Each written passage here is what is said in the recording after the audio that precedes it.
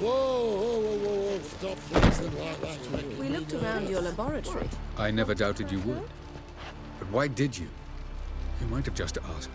To hear you reveal all about your experiments with the Elder Blood gene? Unlikely. I've hidden nothing that could be useful in our struggle against Eredin. As regards the Elder Blood, you're all aware Ciri is exceptional. I am alone only in knowing to what extent. Or maybe you're just obsessed with her. I'm obsessed. Yes, Geralt? Margarita any better?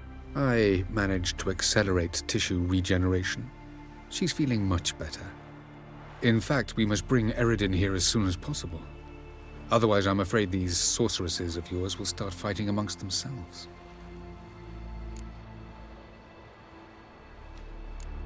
Still haven't explained why we need to mess around with this subterfuge instead of just killing gals.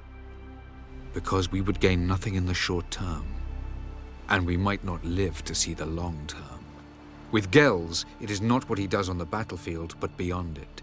He manipulates, lies, keeps the NL in check. Remove that pawn from the board, and you won't change the outcome of the match.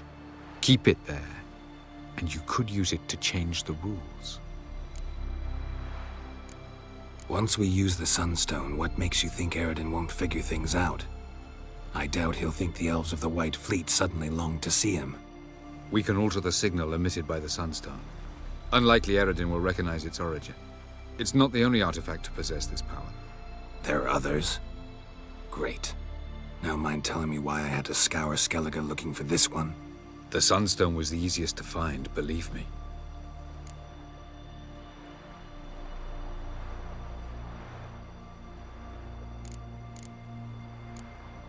You imprisoned Ciri the first time you met her. Now you protect her while fighting against your own kind. Quite an about-face.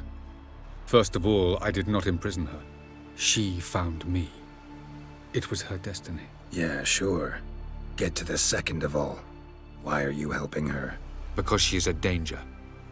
A mortal one. You look at her and see a human, a ward, a daughter even. I look and see the Elder Blood. A power that can destroy the world. A power that must be kept from Eredin's power-addled hands at all costs. Admittedly, our motives differ. Yet in spite of that, we share a goal. So you would be wise to trust me. Or at least try. From the look of things, pretty soon Ciri won't need your help anymore. Nor yours. True. She'll do whatever she wants, and I'll support her. What about you? Ready to let her live her own life? I shan't force her to do anything, if that's your question.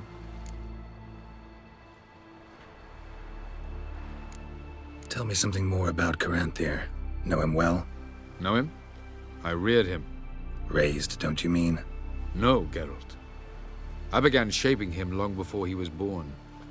For centuries, I brought together pairs of elves manifesting certain abilities, those able to manipulate time and space. He is the result of these efforts. Caranthir, a golden child. Golden child who grew up to be a criminal.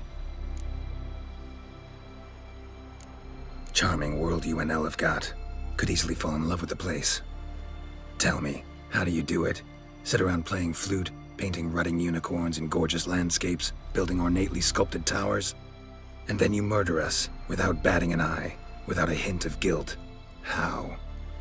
Do you humans feel guilt when you murder Enshe elves? Or dwarves? Or dryads? We are the same. Simply because we both firmly believe others are inferior. Went by your laboratory. I trust you did not make a mess. Didn't mention you were the NL Elves' chief source of knowledge about Ciri's abilities. I didn't mention many things. Fortunately, they're no longer important. Your experiments with the gene, Elder Blood, that's not important. I pursued those studies to protect Ciri. To protect Lara Dorren's blood, in whomever's veins it courses. Ran into someone at your lab. Did you know? A she-elf. Claimed you hate Ciri. So how's that fit you trying to protect her, whatever the cost? Not at all. You don't really expect me to confess my feelings to you, do you? So long.